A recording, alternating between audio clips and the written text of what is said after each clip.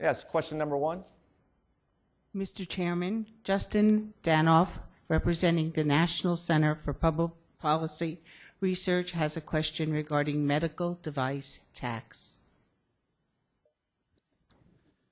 Good morning. Good morning.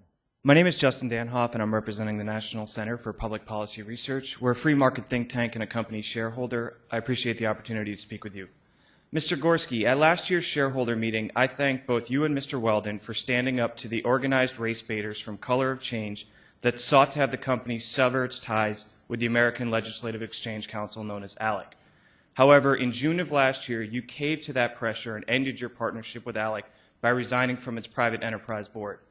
Since Johnson & Johnson's decision to leave ALEC gave corporate clout to a group of radicals who demonize conservatives and free market policies, I'm hoping you can briefly explain your rationale for that decision, and I urge you to reconsider.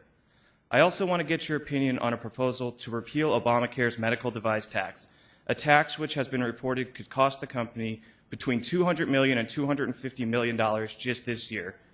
This is a tax that is bad for the economy, is already killing jobs, and is bad for healthcare consumers, as it'll push up prices and crush the innovations, such as the innovation that built Richard's face that we talked about earlier.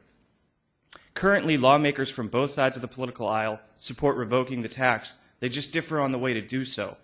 My organization has offered a proposal that calls for repealing the tax fully and replacing much of the revenue that would be lost by ending the subsidies for the wind industry.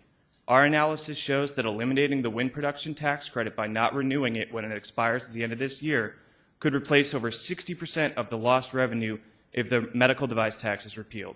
So therefore, we are formally proposing this to Congress to repeal the medical device tax and replace the lost revenue with the wind subsidies. I thank you for your time. I look forward to your thoughts on Alex and your thoughts on our proposal about the medical device tax. Well, thank you for your question.